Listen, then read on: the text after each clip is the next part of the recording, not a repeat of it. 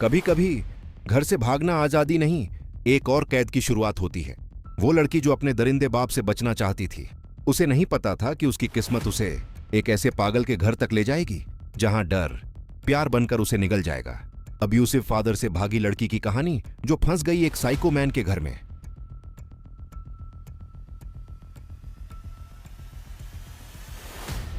Film की शुरुआत होती है एक लड़की लिली से, जो अपने अब्यूसिव पिता से तंग आकर घर से भागने का फैसला करती है। अपने बॉयफ्रेंड नील के साथ वो जंगल के रास्ते से निकल पड़ती है। कुछ देर चलने के बाद दोनों आराम करने के लिए रुकते हैं। आराम करते हुए लिली का मन डगमगाने लगता है, क्योंकि उसे अपने माता पिता की याद आने लगती है और वो उन्हें कॉल करने वाली होती है। लेकिन नील उसे रोक देता है और कहता है कि हमें वापस नहीं जाना चाहिए। दोनों अपनी जर्नी जारी रखते हैं और उसी दिन बाद में उन्हें एहसास होता है कि उनका पानी खत्म हो गया है, क्योंकि आसमान में अंधेरा हो रहा होता है। दोनों फैसला करते हैं कि वे सफर रोककर कैंप लगा लेंगे। लिली टेंट लगाती है, जबकि नील पानी ढूंढने जाता है। जब लिली टेंट के अंदर सुरक्षित हो जाती है, तब उसे एहसास होता है कि नील उसका फोन अपने साथ ले गया है। वो पूरी रात उसका इंतजार करती है, लेकिन नील वापस नहीं आता। अगली सुबह लिली बेचैन होकर अकेले ही चल पड़ती है। चलते चलते उसे एक घर दिखता है। वो दौड़कर वहां पहुंचती है। वहां उसका स्वागत एक आदमी इवन करता है। लिली उससे अपने गुमशुदा बॉयफ्रेंड को कॉल करने के लिए लैंडलाइन मांगती है, लेकिन जल्द ही उसे एहसास होता है कि कुछ तो गड़बड़ है। जब इवेन जिद करता है कि उसे पहले शॉवर लेकर साफ होना चाहिए। थोड़ी असहज होकर लिली वहां से जाने का फैसला करती है, लेकिन इवेन उसे जाने नहीं देता और उसे जबरदस्ती वापस अंदर ले आता है। इवेन अपने व्यवहार के लिए माफी मांगता है, लेकिन लिली को धीरे धीरे एहसास होने लगता है कि वो आदमी मानसिक रूप से अनहिंज्ड है। वो फिर से भागने की कोशिश करती है, लेकिन इवेन चिल्लाने लगता है और उसे घसीटकर एक कमरे में बंद कर देता है। वहां लिली दीवारों पर मिसिंग पर्सन्स की अखबारों पर फोटो देखती है। डर से कांपती हुई लिली किसी चीज की तलाश करने लगती है जिससे वो अपनी रक्षा कर सके, लेकिन तभी इवेन गुस्से में अंदर आता है, उसके हाथ से हथौड़ा छीन लेता है और अपना मन बदल देता है कि उसे बाहर निकालने की बजाय वहीं बंद रखेगा। वो कमरे से चला जाता है और अपने घर का सिक्योरिटी सिस्टम ऑन कर देता है, जिससे घर के सभी दरवाजे और खिड़कियां बंद हो जाती हैं। इसके बाद वो लिली के पास दोबारा आता है। इस बार खाना लाता है और कहता है कि वो नहाकर तैयार हो जाए। अब लिली डरी और भ्रमित होती है। वो उससे रिक्वेस्ट करती है कि उसे जाने दे, लेकिन इवेन उसे जबरदस्ती एक कमरे में ले जाता है जहां एक ट्रेडमिल रखी होती है। वो कहता है कि उसे इस पर दौड़ना चाहिए। क्यों? इसका कोई कारण नहीं बताता। Train for what? Can we just try to make this work? वो बड़बड़ाता है। अगले दिन इवेन अखबार पढ़ता दिखता है, जिसमें छपा होता है कि दो लोग यानी इवेन और लिली लापता हैं। वो फिर लिली के पास जाता है, जो फिर से उससे रिक्वेस्ट करती है कि उसे जाने दे। इवेन उसकी बात नजरअंदाज करता है और कहता है कि उसे ट्रेन टू विन जीतने की ट्रेनिंग करनी होगी। किस चीज की जीत? ये साफ नहीं होता। दिन गुजरता है और रात में इवेन उसे एक बेड और खाना देता है। अगले दिन इवेन फिर आता है और लिली से कहता है कि वो मैट पर लेट जाए, लेकिन पहले की तरह कुछ अजीब करने के बजाय वो कहता है कि अब वो सिटअप्स करे। लिली थोड़ी झिझकते हुए ऐसा करती है, पर अचानक उसे अपने पिता का व्यवहार याद आता है और वो गुस्से में उसकी बात काट देती है। अजीब तरह से इवेन इस बार उसे अकेला छोड़ देता है। वो सिर्फ तभी लौटता है जब उसे रात का खाना देने आता है और शर्त रखता है कि खाना तभी मिलेगा जब वो अपने सिटअप पूरे करेगी। ये सुनकर भूखी लिली मजबूर होकर उसकी बात मानती है। भले ही इवेन पागल है, लेकिन वो अपनी बात का पक्का निकलता है। वो उसे डाइनिंग रूम में ले जाता है। वहीं किसी वजह से इवेन उसे कैथरीन कहकर बुलाता है। लिली कुछ नहीं बोलती और साथ देने का नाटक करती है। वो आसपास देखती है, कहीं से कोई चीज मिले जिससे वो भाग सके। वो मेज पर रखे चाकू की ओर हाथ बढ़ाती है, लेकिन इवेन उसे देख लेता है और चाकू खुद उठा लेता है। खाना छोटे टुकड़ों में काटकर उसकी प्लेट में रखता है, फिर जैसे कुछ हुआ ही नहीं वैसा बर्ताव करता है। इवेन चाकू को वापस अपने पास रख लेता है और जैसे कुछ हुआ ही नहीं शांति से बैठकर उसे खाना खाने देता है। लिली अब बहुत परेशान और गुस्से में होती है। वो चिड़चिड़ेपन में खाना फेंकने लगती है, जिससे इवेन का धैर्य टूट जाता है। थोड़ी देर बाद इवेन फिर उसके पास आता है और उसे बताता है कि उसने उसके लिए स्पोर्ट्स वियर लाया है। वो ट्रेडमिल तैयार करता है और उसे एक्सरसाइज करने के लिए कहता है। जब लिली ट्रेडमिल पर दौड़ रही होती है, तभी इवेन का भाई उससे मिलने आता है। इवेन बड़े उत्साह से कहता है कि कैथरीन वापस आ गई है और वो नीचे एक्सरसाइज कर रही है। भाई यह सुनकर परेशान हो जाता है, क्योंकि उसे लगता है कि इवेन ने अपनी मेडिसिन लेना भूल गया है। वो उसे थेरेपी लेने की सलाह देता है। ये सुनकर इवेन नाराज हो जाता है, क्योंकि उसे लगता है कि वह बिल्कुल ठीक है। यहीं हमें पता चलता है कि इवेन को डिल्यूजनल डिसऑर्डर है। दोनों भाइयों के बीच बहस होती है और आखिर में भाई उदास होकर वहां से चला जाता है। थोड़ी देर बाद इवेन फिर बेसमेंट में लिली के पास आता है और सिंपलनेस से कहता है कि उसके अंकल अभी मिलने आया थे। यह सुनकर लिली के अंदर उम्मीद की किरण जगती है, लेकिन तब तक बहुत देर हो चुकी होती है क्योंकि इवेन का भाई घर छोड़कर जा चुका होता है। लिली अब इवेन के इल्यूजन का हिस्सा बनने का नाटक करती है और उससे कहती है कि वो अपने अंकल से मिलना चाहती है। इवेन कहता है कि पहले वो नहा ले, फिर फ्रिज पर टंगा हुआ एक फोटो दिखाता है जिसमें इवेन और उसकी असली बेटी कैथरीन साथ में मुस्कुरा रहे हैं। जब लिली शॉवर ले रही होती है, इवेन बिस्तर ठीक करता है। अब उसका इल्यूजन इतना गहरा हो चुका होता है कि उसे पूरी तरह यकीन हो जाता है कि लिली ही उसकी बेटी कैथरीन है। लिली मजबूरी में उसका साथ देती है और यहाँ तक कि कैथरीन के कपड़े भी पहन लेती है। बाद में लिली को कैथरीन और उसके माता पिता की एक पुरानी फोटो मिलती है और बिस्तर के नीचे से उसे कैथरीन की डायरी भी मिलती है। वो कुछ देर डायरी पढ़ती है, फिर कमरे से बाहर निकलकर भागने की कोशिश करती है। इवेन पूछता है कि वो कहाँ जा रही है, तो लिली बहाना बनाती है, मैं बस देखना चाहती थी कि क्या आपको किसी मदद की जरूरत है। इवेन उसे रसोई में आने के लिए कहता है और लिली मजबूर होकर फिर उसका नाटक निभाती है। वो मौका देखकर चुपचाप भागने की कोशिश करती है, लेकिन वो बुरी तरह फेल होती है। इस बार इवेन उसे डांटता है और कहता है कि वो वापस कैथरीन के कमरे में जाए। अब कुछ और करने को न होने पर लिली फिर से कैथरीन की डायरी पढ़ना शुरू करती है।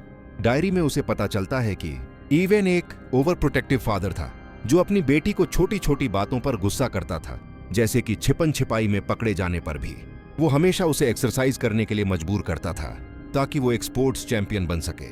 ये सब कैथरीन की मां को पसंद नहीं था क्योंकि 12 साल की बच्ची के लिए इतना ट्रेनिंग करना सामान्य नहीं था।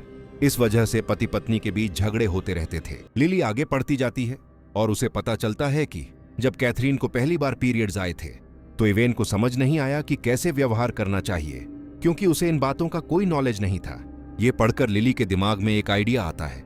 वो इवेन को बुलाती है और उससे कहती है कि उसे सैनिटरी पैड्स चाहिए क्योंकि उसे पीरियड्स आए हैं। इवेन इस झूठ को सच मान लेता है। घर से निकलने से पहले वो उससे कहता है कि वो नीचे जाकर फिर से एक्सरसाइज करे। लिली फिर से डायरी पढ़ती रहती है जब तक कि उसे इवेन के लौटने की आवाज नहीं आती। जैसे ही इवेन गैराज में गाड़ी पार्क करता है, नील वहां पहुंच जाता है। वो मासूमियत से पूछता है कि क्या इवेन ने उसकी गर्लफ्रेंड को देखा है। वो लिली की तस्वीर दिखाता है।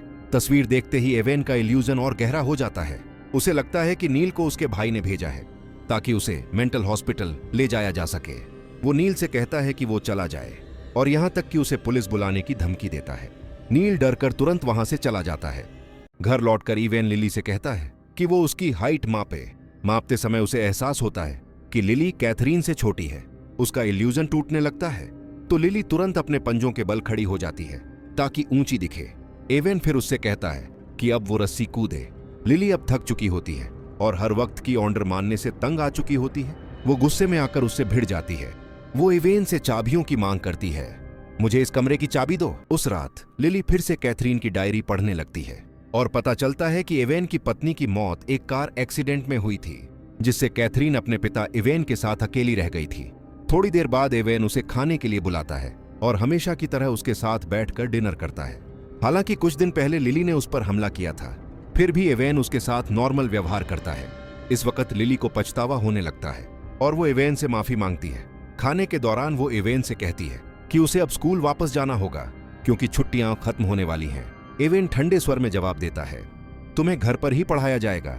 खाने के बाद वो उससे कहता है कि अब हम हाइड एंड सीक खेलेंगे, जो वो पहले अपनी बेटी के साथ खेला करता था। लिली मजबूर होकर खेल में हिस्सा लेती है, लेकिन वो नकली चोट लगने का बहाना बनाती है ताकि वो और समय डायरी पढ़ने में बिता सके। अचानक एक अर्थक्वेक आता है। इवेन तुरंत उसे पकड़कर बाहर ले जाता है ताकि वो सुरक्षित रहे। भूकंप के बाद दोनों घर के अंदर लौटते हैं और वहां फैली चीजें समेटने लगते हैं। लिली को एक फ्रेम में लगी फोटो दिखती है जिसमें इवेन एक रेस पूरी कर रहा होता है। वो बताता है कि उसका सपना था कि उसकी बेटी भी उसी की तरह एक ट्रैक एथलीट बने। अगले दिन इवेन और लिली बैकयार्ड में ट्रेनिंग करते हैं। वो लिली से कहता है, तेज दौड़ो, ध्यान मत भटकाओ कैथरीन। लिली मौका देखकर भागने की कोशिश करती है, लेकिन इवेन उसे पकड़ लेता है। वो गिर पड़ती है और उसके एंकल में मोच आ जाती है। चोट लगने के बाद लिली फिलहाल भागने का विचार छोड़ देती है। वो खुद से वादा करती है कि जब तक ठीक नहीं हो जाती वो तेज बनने की ट्रेनिंग करती रहेगी। धीरे धीरे वो इवेन की रूटीन का हिस्सा बन जाती है। उसके साथ रोज अभ्यास करती है और उसकी बातों का पालन करती है। महीने गुजर जाते हैं। अब लिली इस पागलपन भरे माहौल की एडिक्टेड हो जाती है। समय के साथ लिली और इवेन के बीच एक अजीब सा इमोशनल कनेक्शन बनने लगता है। अब ऐसा लगता है जैसे लिली एवेन को अपने पिता जैसा मानने लगी है। एवेन प्राउड महसूस करता है जब वो देखता है कि लिली कैथरीन के पुराने रिकॉर्ड तोड़ रही है। एक बार में एवेन कहता है कि उसने उसे एक ट्रैक कंपटीशन में नॉमिनेशन भर दिया है और उनके पास 7 वीक की ट्रेनिंग का समय है।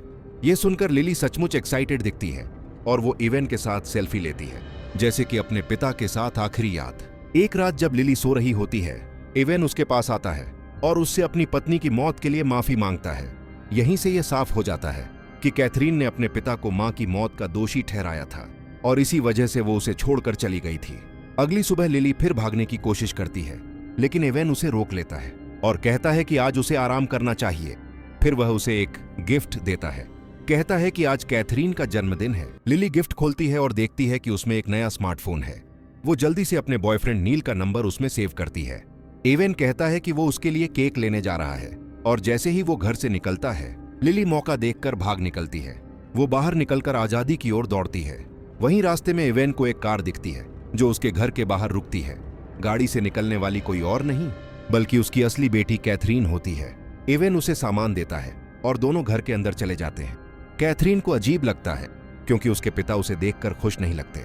एवेन शांत स्वर में कहता है कि वो अपने कमरे में जाए क्योंकि वह उसके लिए एक सरप्राइज तैयार कर रहा है। कैथरीन हैरान होकर अपने पुराने कमरे में बैठ जाती है जहां उसे अपनी पुरानी डायरी मिलती है।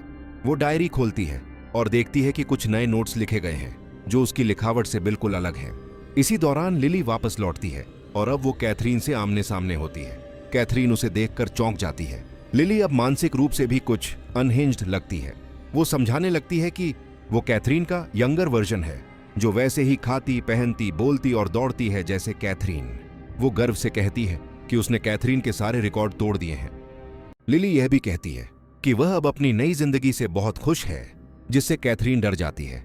लिली कैथरीन को दोष देने लगती है कि उसने अपने पिता को अकेला छोड़ दिया, जिसकी वजह से वो मानसिक रूप से टूट गए और फिर उसे लिली को किडनैप कर लिया। लिली कहती है कि अगर कैथरीन अपने पिता का साथ देती तो वो कभी पागल नहीं होता। वो यह भी कहती है कि उसे अपने असली पिता से ज्यादा एवेन से प्यार और अपनापन महसूस होता है। तुम नहीं जानती कि राक्षस जैसे पिता के साथ रहना कैसा होता है। वो कहती है, एवेन के साथ मैं सेफ और प्यार में महसूस करती हूँ। आखिर में लिली कैथरीन बनने से इनकार नहीं करती बल्कि उसे पूरी तरह अपना लेती है। वो एक चाकू उठाती है और कैथरीन पर हमला करती है। इस लड़ाई में कैथरीन की मौत हो जाती है। लिली अब पूरी तरह पागल हो चुकी होती है। वो कैथरीन का जन्मदिन एवेन के साथ खुशी से मनाती है जैसे कुछ हुआ ही नहीं। वो एवेन से कहती है कि वे दोनों शहर घूमने निकले।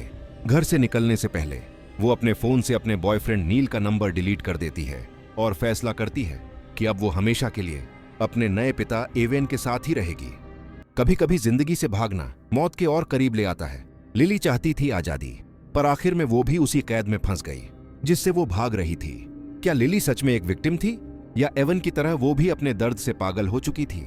अगर आपको ये डार्क कहानी पसंद आई हो तो वीडियो को लाइक करें, शेयर करें और सब्सक्राइब करें। स्टोरी जंक्शन पर मिलते हैं अगली कहानी में, जहां हर कहानी में छिपा है एक गहरा राज।